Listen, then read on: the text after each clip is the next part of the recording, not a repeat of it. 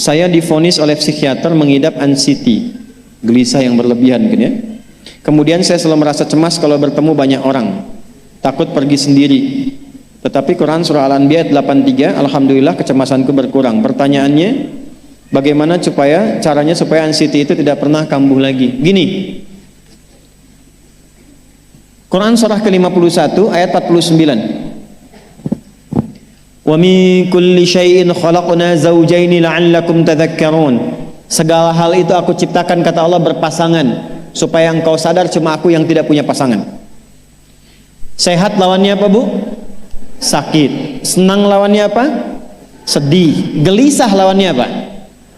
Tenang. Maka kalau ada kegelisahan, kecemasan berlebihan, apa yang disebut dengan anxiety ini, maka cari lawannya. Apa lawannya? Tenang. Amalan apa yang banyak memberikan ketenangan, itu terapinya. Apa dalam Quran ayat-ayat dan amalan yang membantu menghadirkan ketenangan? Satu, saya tulis cepat. Dan saya sudah pernah sampaikan ini, dan alhamdulillah insya Allah banyak manfaatnya. Satu, Quran surah 13 ayat 28. Amalannya dua, Quran surah ke-20 ayat 14. Tiga, Quran surah ke-4 ayat 103. 4, Quran surah ke-15 ayat 9. 5, Quran surah ke-54 ayat ke-17, 22, 32, 40. Ini untuk anxiety atau kecemasan berlebihan. 1, Quran surah 13 ayat 28. Perhatikan kalimatnya. Pelan-pelan, Bu. Ibu kalau gelisah, cemas itu adanya di hati atau di fisik? Dari hati baru mengalir ke pikiran, kan? Baik, perhatikan bagaimana cara menenangkan hati sehingga pikiran ikut tenang. Ini langsung dari Allah. Ala bidzikrillahi tatma'innul qulub. Kata Allah, ala, yakinkan pada dirimu. Fokus. Ala itu harful istikhbar wa taukid, huruf yang berfungsi membuka informasi dan meyakinkan. Jadi kalau ibu ingin tenang, ada yang divonis cemas berlebihan, anxiety, pertama kata Quran mesti yakin dulu nih. Lawan itu yakinkan pada diri. Bidzikrillahi, dengan banyak meningkatkan zikir kepada Allah, tatmainnul qulub, dampaknya ke hati memberikan ketenangan. Jadi rumus cepat menghilangkan kegelisahan, obat yang pertama kata Al-Quran, zikrullah. Apa obatnya? Amalan zikrullah ada 4. Amalan zikrullah ada 4. 1,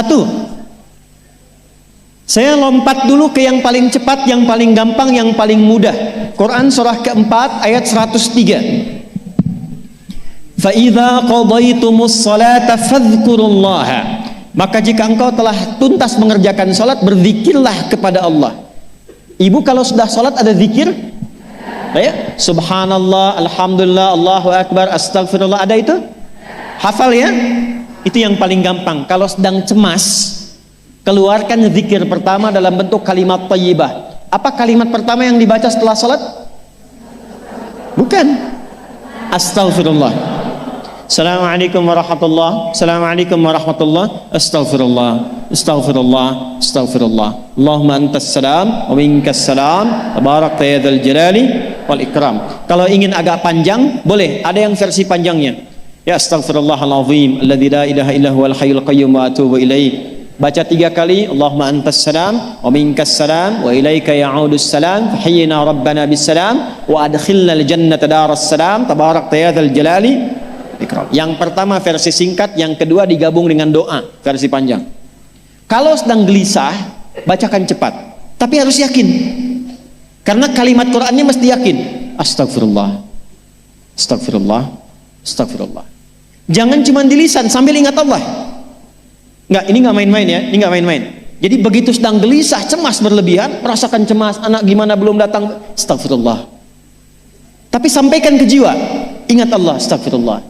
Astagfirullah. Sampai terjadi perubahan dalam hatinya, merasakan ketenangan. Astagfirullah, astagfirullah. Kalau itu belum tuntas, ambil wudhu. Amalkan yang kedua, Quran surah ke-15 ayat yang ke-9. Inna nahnu nazzalna dzikra wa inna lahu lahafidhun. Dengan keagunganku aku turunkan Al-Quran itu sebagai zikir. Nah, Quran disebut oleh Allah sebagai zikir. Di antara fungsinya memberikan ketenangan pada jiwa. Ibu kalau sedang cemas, istighfar, masih ada sisanya wudhu, ambil mushaf menghadap kiblat, baca bu. Apa yang terjadi? Nanti akan terjadi Quran surah ke-8 ayat kedua. Saya belum tuliskan karena ini detailnya. Innamal mu'minuna alladzina idza dzukirallahu wajilat qulubuhum wa idza tuliyat 'alaihim ayatuhu zadatuhum imana wa 'ala rabbihim yatawakkalun. Sepanjang ada insan beriman, kata Allah, dia dibacakan kepadanya Quran atau bahkan dia membaca sendiri, akan ada getaran pada jiwanya, meningkat imannya, tersambung hubungannya dengan Allah. Yang paling dahsyat, ibu ambil wudhu, buka mushaf, baru dibuka mushafnya, kok tiba-tiba ayatnya sesuai dengan apa yang kita rasakan. Kadang terjadi begitu. Lu tiba-tiba ibu baca aja ibu baca. Tapi bacanya bukan cuma di lisan, sambungkan lisan dengan kolbu. Kalau tahu, cari surat-surat yang sesuai dengan kebutuhan.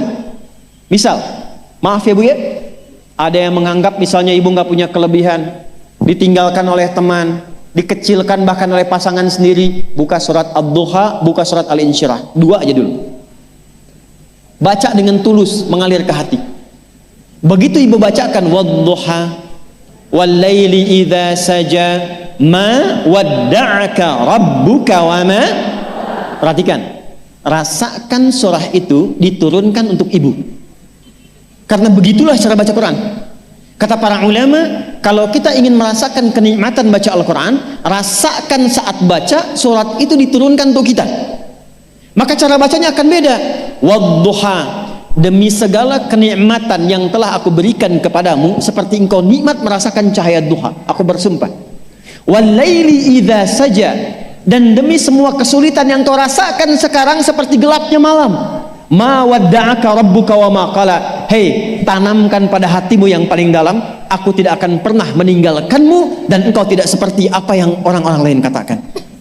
Kalau ibu rasakan baca Quran seperti itu, hilang gelisah. Masih ada lagi kegelisahannya, menghadap ke arah kiblat, tunaikan sholat. Sholatnya apa saja sesuai dengan waktunya. Kalau duha, duha. Kalau nggak ada waktu khusus, ambil wudhu, sholat mutlak, sholat wudhu, menghadap ke kiblat.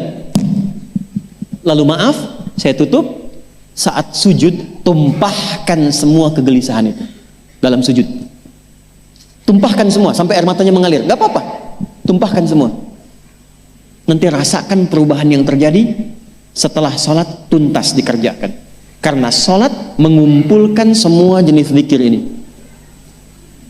Istighfar ada dalam sholat? Ada. Ya, ibu ruku sujud baca istighfar. Subhanakallahumma bihamdika Allahumma ighfirli. Subhanallah ada? Alhamdulillah ada? Allahu Akbar ada? Dalam sholat baca Quran? Al-Fatihah itu Quran. Semua ada.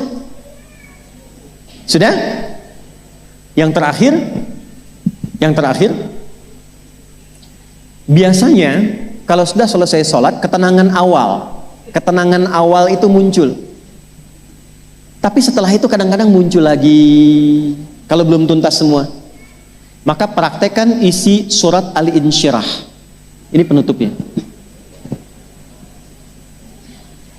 Inna ma'al usri fa inna ma'al usri.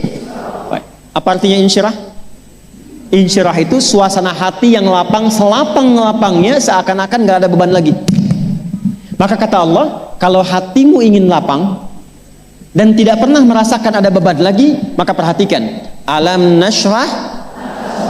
Hei, masa engkau merasa cemas, gelisah dan berlebihan hanya karena masalah yang sekarang kau hadapi? Bukankah dulu banyak ribuan masalah yang telah aku selesaikan? Jadi kalau ibu mengalami masalah sekarang, jangan sampai larut sedih dengan masalah yang sekarang. Yakin dulu pun banyak masalah selesai juga. Alam nashrah.